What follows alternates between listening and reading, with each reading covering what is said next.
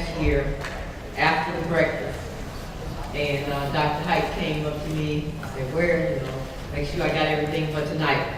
And I said, well, point me to somebody I need to talk with and we'll make sure it's taken care of. She said, no, I'm going with you.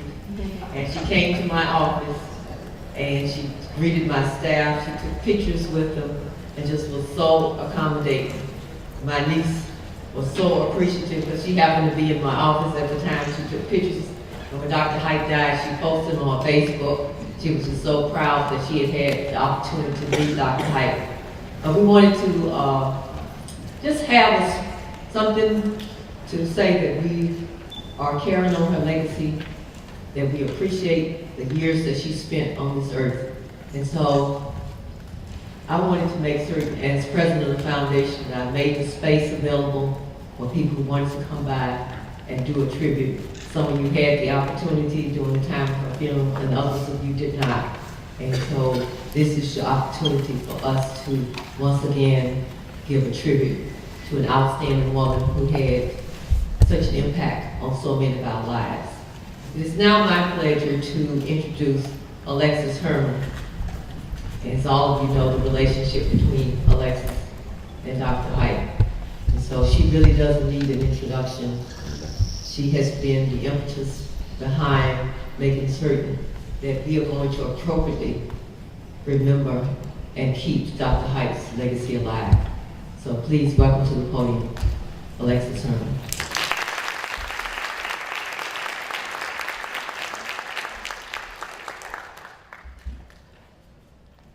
My thanks to you, Elsie. I'm not sure which mic we're in. This is the mic we're in. Great. Thank you so much, Elsie, for your kind words of introduction. And I just want to say, first of all, to you, Elsie, how much we appreciate you. It was Elsie. It was Elsie who called and said, we cannot let this year go by without taking a moment to stop and to pay tribute to Dr. Height. She would have been one of the first, as you know, hat and all, sitting at that Coca-Cola table right to stage left, and greeting all who came in. And so we really wanted to take a few moments, as Elsie has said, just to say thanks to all of you who have supported her, to Elsie, who she loved so dearly. As I look across this room, I'm not going to stop and call out names. And we said we wouldn't actually do speeches. No speeches. We just wanted to do a video tribute and just let some of the comments and words from the video speak for itself.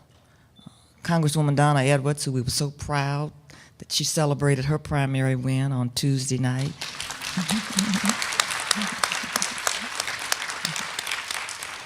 She agreed to come by, hat and all, to bring the greetings today from the Congressional Black Caucus. And Congresswoman Edwards stepped up and said, I never wear hats, but in Dorothy's honor, I'm wearing one today. So doesn't she look grand?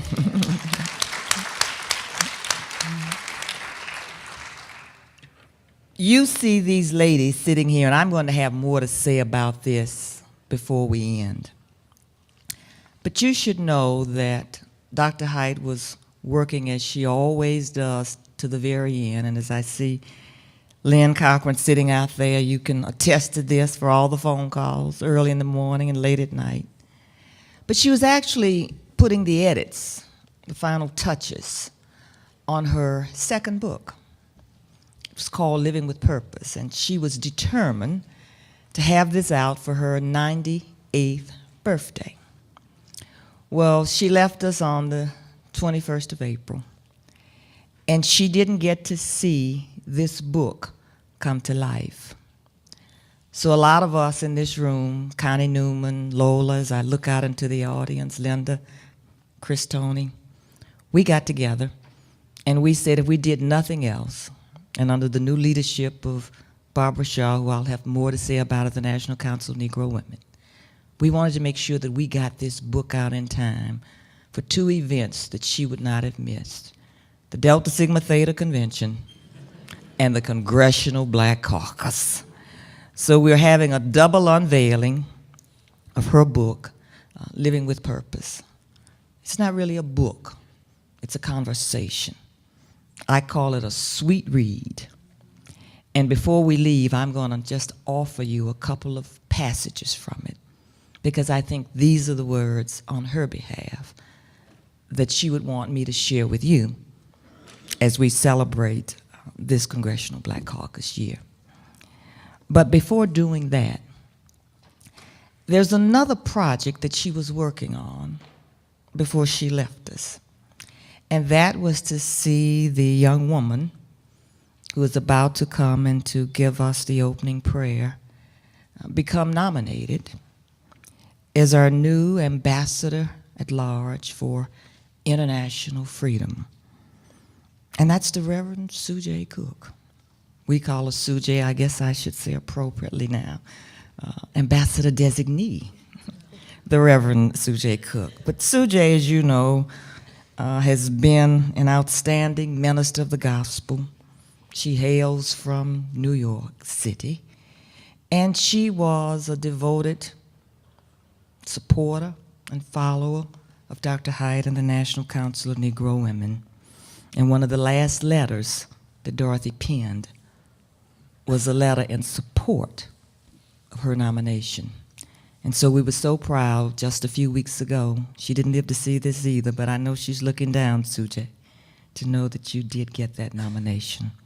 So we in turn have to make sure that when Congress comes back and she goes before the United States Senate for her confirmation, that we're going to be there to support her.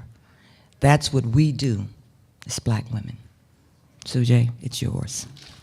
The Reverend Sujay Cook.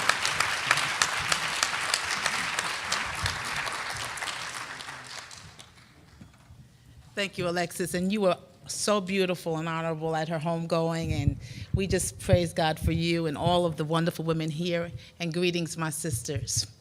I hope that you will just take the hand of the person closest to you in the same kind of way we would hold Dr. Hyde's hand and she would hold ours. And for just a moment, think of your favorite memory of her, the fly girl I used to call her. She was so elegant and beautiful. The picture on the book came from my collection. I was so wonderfully honored to have her in my life, and so all of us were collectively honored. Let's take a moment to pray and thank God. We thank you, God, for the life of Dorothy Irene Hyde. We thank you for her daughters, her spiritual daughters, her extended family, and sons who gather here today. We ask your blessings upon this time we share together.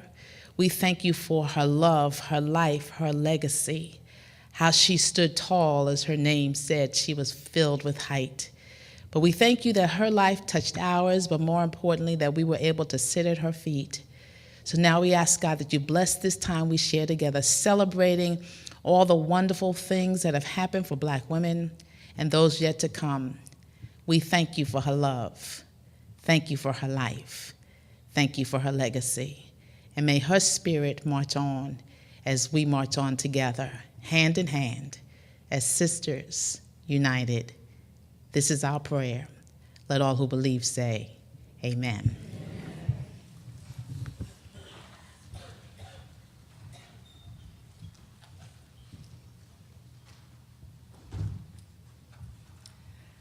A lot of you know that whenever we had a celebration at the National Council of Negro Women, over the years, it was always sort of my unstated role and job to always to introduce Dorothy Hyde. And I decided years later, after 20, 25 years of doing this, that she just didn't really want to write anything down, you know? She would just say, well, just get up and say whatever, Alexis.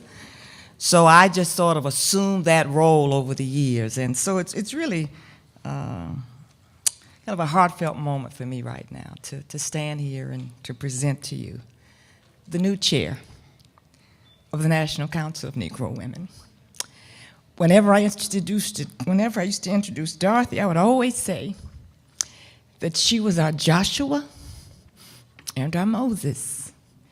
And I would always say that where there is no vision, the people perish, because she always continued to point the way and to lead the way. And we have been especially blessed and fortunate in the ranks of the National Council of Negro Women to have Barbara Shaw, who was serving as Senior Vice President at the Council, to assume the leadership. She was there in her capacity as the International President of the Women's Home and Overseas Missionary Society of the AME Zion Church. As all of you know, the Council is an organization of organizations. And so Dr. Height was always making sure that we had in the leadership ranks, the leaders of the great organizations of African American women. And I think it was just a divine moment, really.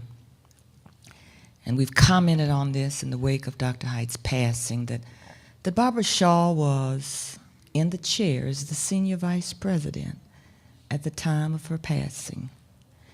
Everyone always said, who's going to succeed Dr. Height? And she always said, you know, it's about the organization.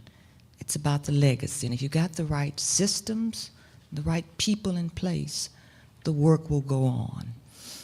And how correct she was.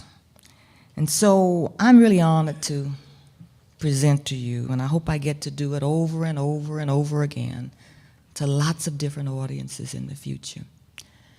Because Barbara Shaw is a woman of humbleness. She's a woman of courage.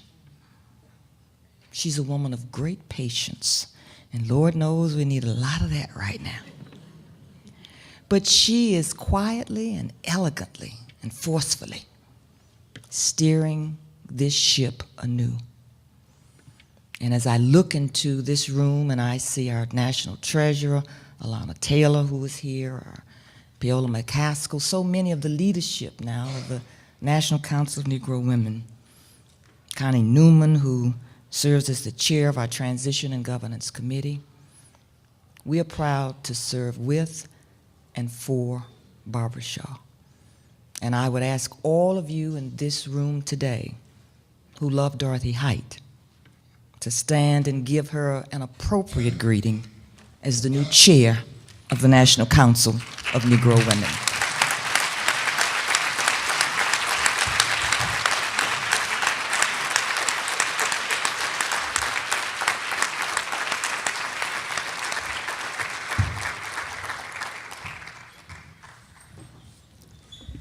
Those who know me know that it doesn't take very long for me to shed some tears. So I'm going to try to be a brave girl today and not to shed tears.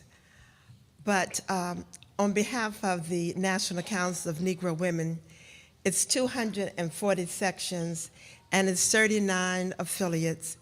We greet you and we thank Dr. ALC Scott for coming up along with Melanie Campbell with this idea that we would pay tribute, honor our mother, Dr. Dorothy Irene Height.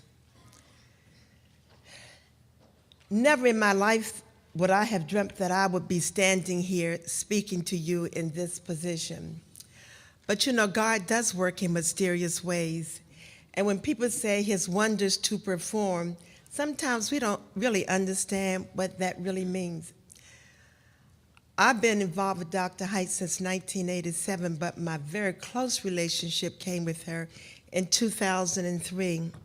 And I often wonder why she would call me, and she would never say Barbara. I begged her to say Barbara, but she would always say, Dr. Shaw, can you come over? I'd like to meet with you. And she would give me assignment after assignment to do. Assignment that I felt so unworthy of.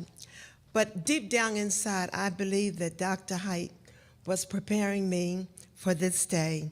As one who worked behind the scenes more than in front of the camera, I think that she was preparing me to say that you not only can work behind, but I want you to work in front.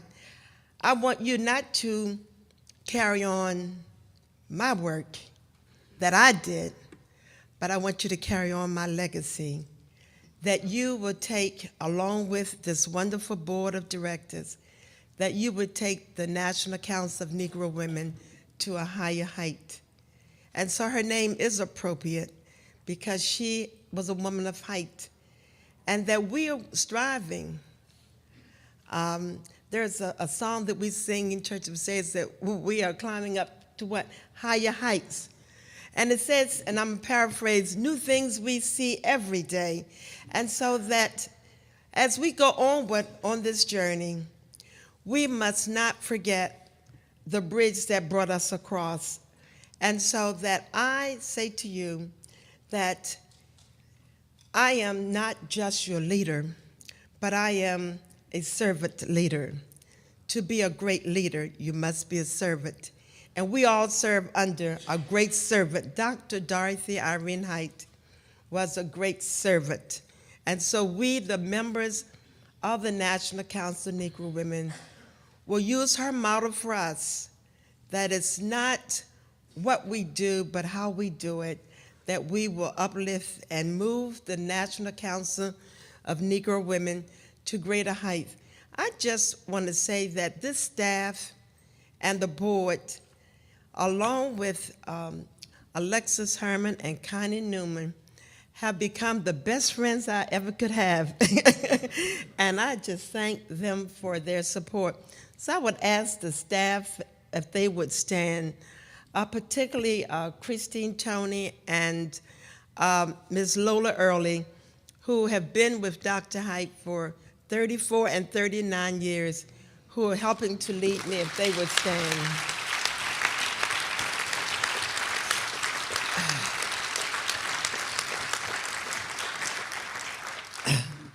And to our board that are here, Alada Taylor, who is our national treasurer. I think she went out for a second. Oh, she's there, all right. And to Piola McCaskill, who is our parliamentarian, who has really guided me in the law that I thought I knew. She corrected me and made sure I got it right. And I thank her. And I think the rest of the staff, Ms. Furby, who has worked very hard in our Bethune program, and to all of our staff out. Did you stand, Mr. Glenn? Yes. Mr. Glenn, who does our membership, and to all of the staff, and to all of you, I thank you for the support that you've given me. And just know this, it does not yet appear what the good Lord has in store for all of us.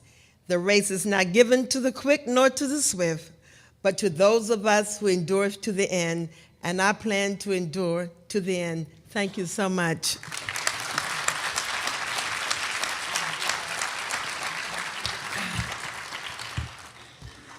There are others who have helped to guide the transition to where we are today, and one of those persons is Ms. Melanie Campbell, who made me a member of the Black Women's Roundtable. And everywhere I go, they say, what are your memberships? And the first thing I say is the Black Women's Roundtable, because that's an awesome group of women to be around. So I present to you in this capacity, Ms. Melanie Campbell.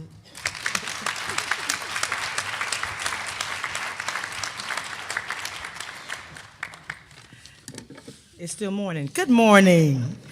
I want to thank Alexis for her love and just always smiling no matter what's going on. She's always keeps that smile, and for her leadership and spirit, and of course my sister ALC and Dr. Shaw and all of you.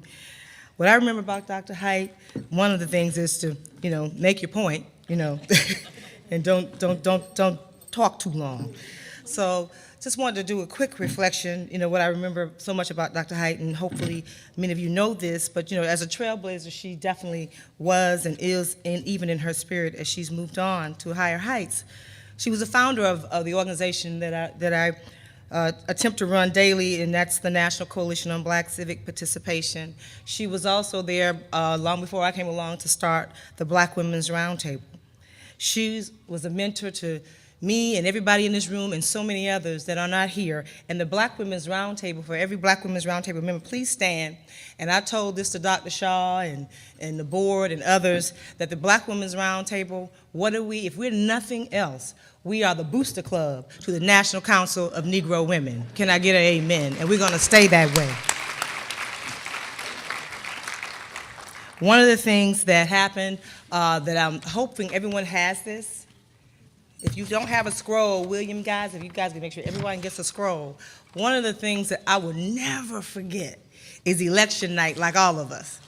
But election day, Dr. Haight was like monitoring. We were monitoring the election right from the basement of NCNW all day long from across the country. Our war room for the Unity campaign was at NCNW in the basement all day, making sure we took care of business and connecting the dots to make sure no funny business was going on. But that evening, we had a party with a purpose, right there on the first floor of NCNW. And so what you have here are some thoughts that Dr. Haight shared with us immediately after now President Barack Obama was elected. And so we thought this would be something for everyone to just kind of hold on to. These were some of her thoughts. These were all of them. You can go to our website and see the whole thing. We have that video, Idria sitting over there, on the website. And we're going to keep that, and we want you to keep that. And these are her thoughts, and I won't read them because I know we all can do that. But these were just some of the thoughts from that night. The last thing I wanted just to talk about was, I don't care whatever Dr. Haight did, she never forgot to remember Mary McLeod Bethune. And so if we're going to do anything, we should never forget to remember Dr. Dorothy Irene Haight. And the last thing that I'd like to say is the thought that we have on this poster that she stated, and this is just paraphrasing, that she started out on a journey and she's still on it. And she's still on it from on Haight, but she's on it based on what we do with her legacy every day that we get up in the morning. Every day, Cora, Julianne, and all y'all, and I know everybody here. Every day I get up in the morning, I'm looking at Dr. Haight. I'm praying, don't get me wrong.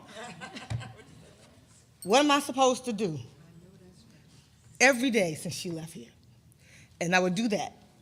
And my 81-year-old mother, who got a chance to meet Dr. Haight last year at the and I wasn't gonna do what I'm about to do. Everybody know I'm a wussy at times. Got a chance to meet her last year at the Uncommon Haight.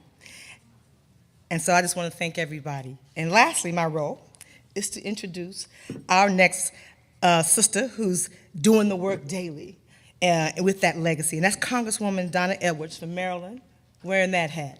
And she will bring remarks, congressional remarks. And I thank each and every one of you. Thank you.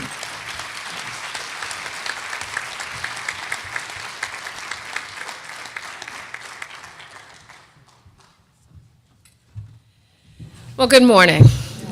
So I got up this morning, and I knew that I wanted to be here. And I said, you know what? I don't usually do it, but I am going to wear a hat this morning.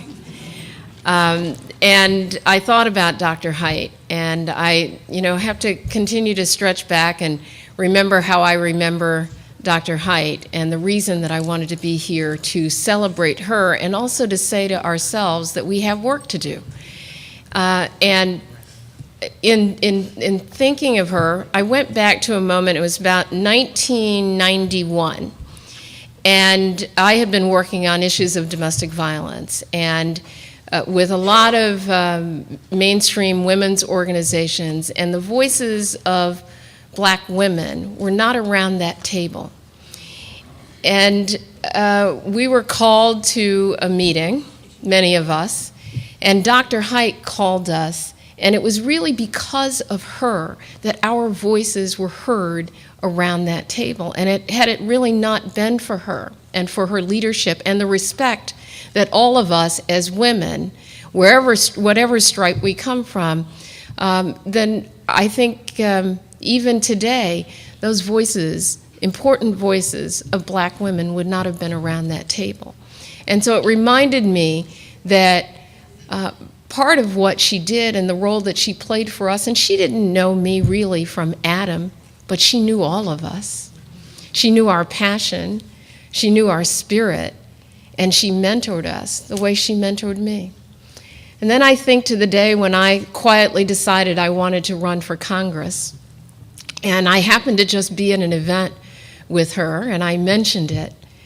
And I can't tell you a stronger show demonstration of support as a woman for what I was planning to do that everybody else said no to.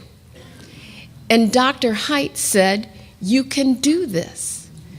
And so what that means for me, and as a woman and a mature but younger woman, is that we each have a role to play in helping someone else, in gathering ourselves together as sisters and as brothers, but as sisters to strengthen ourselves, to empower us. And that's what Dr. Height did for me. And so, each day now have this different responsibility in the United States Congress representing the people of Maryland's 4th Congressional District. But with my sisters of strength, Alexis, I don't even have a word. Dr. Shaw, Melanie, all of you, that you mean so much for us as a community of women strengthening each other. And I look here at this front row and I see other sisters who carry that same spirit that Dr. Height drew us to. It says to us that there's no time for dilly-dallying. And I actually, when we were here, Melanie, and you spoke, one word that she did, she said, "Don't linger." And so we don't have time to linger. We just have time to work. And so that's why I wanted to be here this morning. And I look in the audience and I see, I'm not good at seeing everybody, but I do see one of my colleagues, Sanford Bishop, and his wife here this morning. Thank you so much for being here to celebrate too. And we have work to do. And so let's do that together and keep her in mind. Let's not let go of her. We let go of so much stuff. Let's not let go of Dorothy Height, Dr. Height, Dr. Height. God bless you.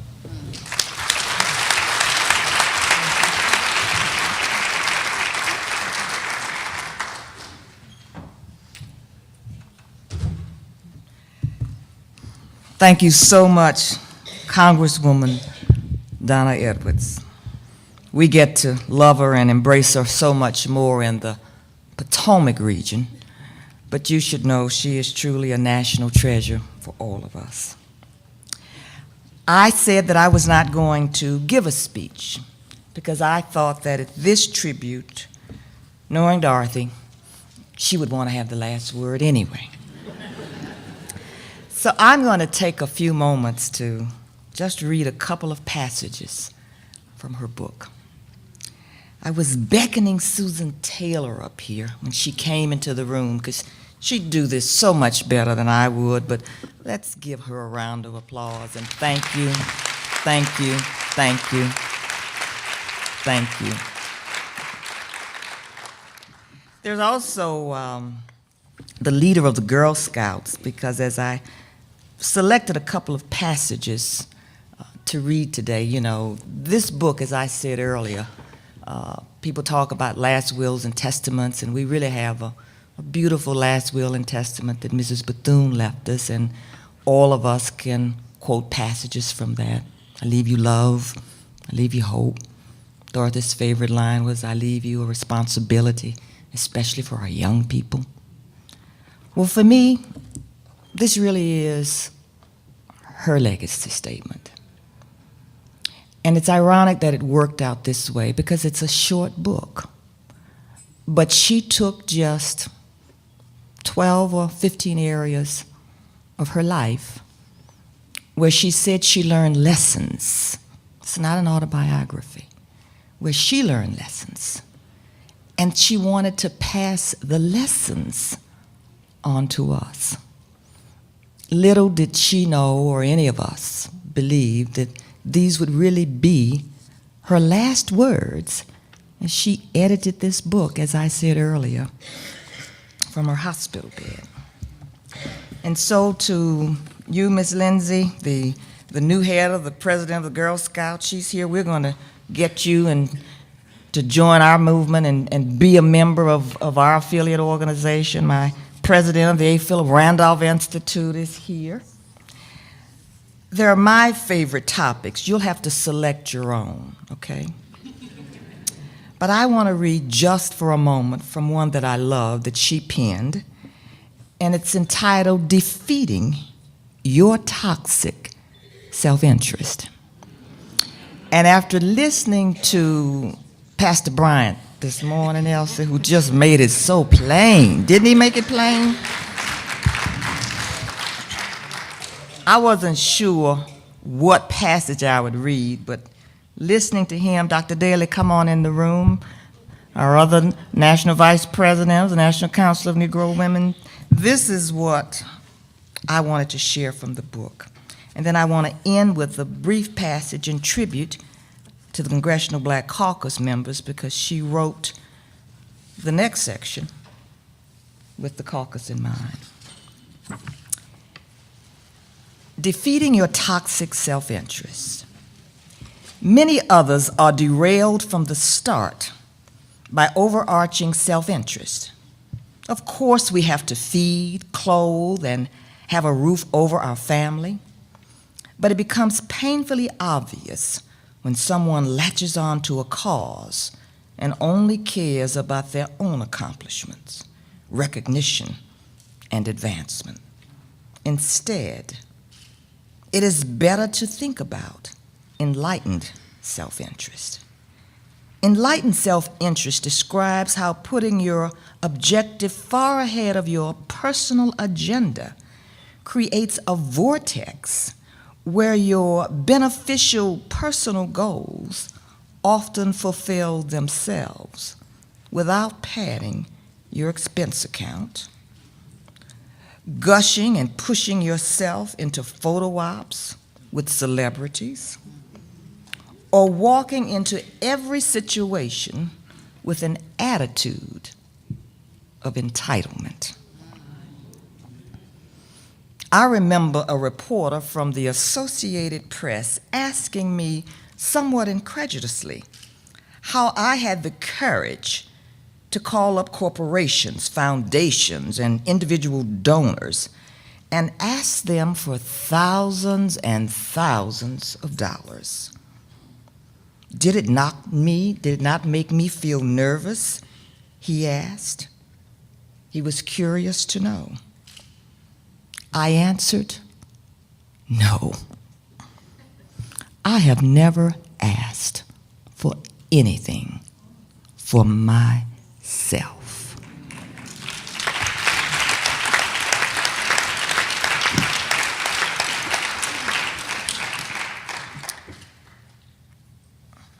The other lesson that I want to pass on, and it's so appropriate, I think, for this Congressional Black Caucus weekend, is the closing paragraph from the one that she entitled, Building Idealism into Action and Results.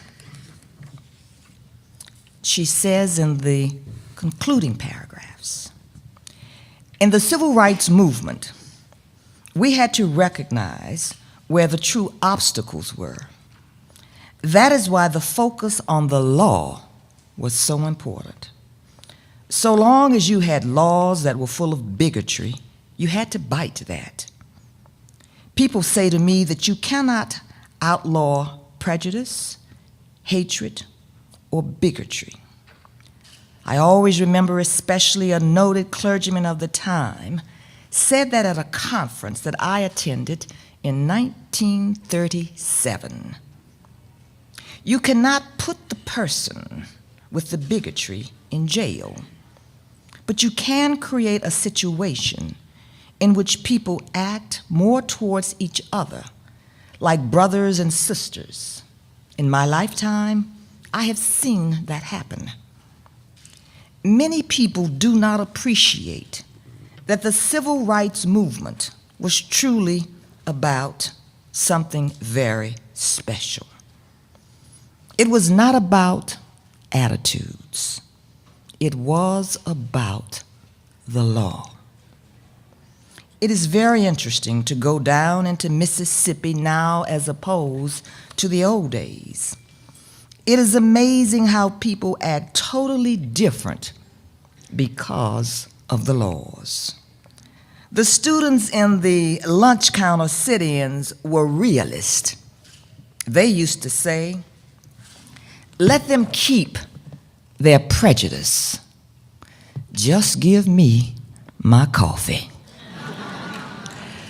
So in tribute to Sanford Bishop, to Donna Edwards, to the members, to ALC for the work that you do each and every day, on behalf of Dorothy Height in spirit and all of us, we thank you for helping us to make sure that we can keep getting our coffee. Thank you.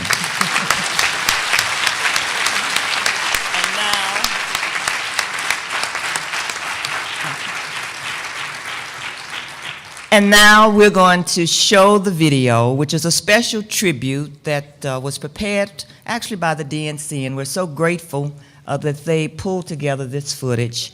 And I want to present to you, Elsie, this copy of first edition printing of Dorothy's book that I just read from.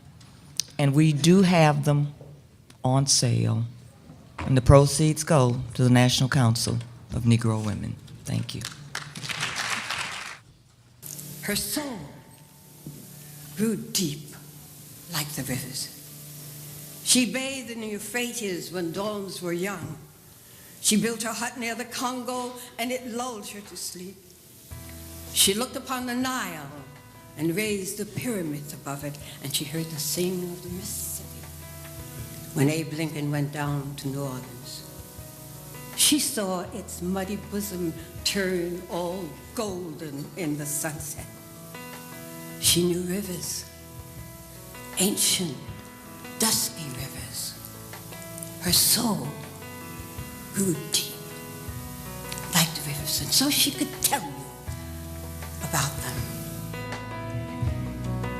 There are Americans whose names we know. They are leaders whose legacies we teach. They are giants who fill our history books. Well, Dr. Dorothy Height deserves a place in this pantheon. She too deserves a place in our history books. Dr. Height never postured or positioned herself to move to the forefront of the movement, yet she ended up with the singular distinction, I dare to say, of being the only person to counsel with almost a dozen U.S. presidents. She was there from Garvey to Du Bois, from Du Bois to Powell, from Randolph to King, all the way to now. She never stopped. For some like me, a child of the civil rights movement, Dorothy was the indispensable leader. And at some of those meetings with Martin Luther King Jr., Whitney Young, Roy Wilkins, James Farmer, and April Randolph, she was the only woman in the room. I was there. I saw it with my own eyes. 47 years ago, Dr. Dorothy Irene Height shared the platform with Dr. Martin Luther King when he delivered a Have a Dream speech. But if you remember, Dr. Height did not speak, but she opened wide the freedom gives, the freedom doors, so that Dr. DeWeave and I can stand here before you. The only woman in the established civil rights leadership group of that era would have her say, and in doing so, restore unity and purpose to the discourse. Dorothy Height and leaders of her generation didn't see just the barriers, they also saw the opportunities. They were visionaries. Because of Dr. Height, the portrait of Mary McLeod Bethune hangs in the State House of South Carolina, the first African American so honored. Thanks to Dorothy, all communities, including Asian Americans like me, who once faced discrimination in Japanese internment camps now have an equal seat at the American table. Her selfless advocacy, her quiet brilliance, and her deep-seated love of community and family will be sorely missed. Some of us could recall that Dorothy had already stood with Reverend Martin Luther King Jr. on that hot afternoon in front of the Lincoln Memorial, sharing the dream. So it would not be much of a surprise that she took the lessons of the Civil Rights Movement and brought them to our struggle. Her legacy is not just in the history books. Her legacy will live on in our hearts forever. There's Dr. Height sitting in a chair, and Rosa Parks sitting in a chair, and my 4 granddaughters are sitting around their feet. And I have that picture that they treasure, and I will treasure, and they can pass that on to their children.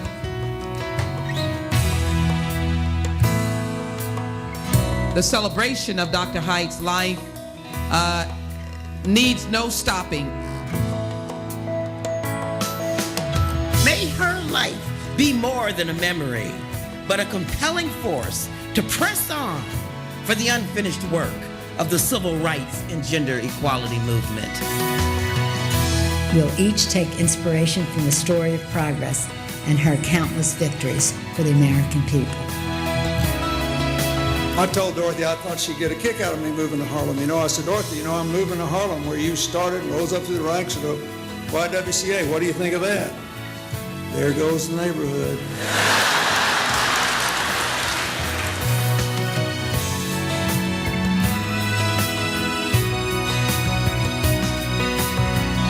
She was my friend. I will miss her, but my life has been better just by knowing her. A reporter asked her in January what she considered her greatest accomplishment to be. And she responded by saying, "My greatest accomplishment is that I started on a journey and I'm still on it. We'll see," she said, "where I end up."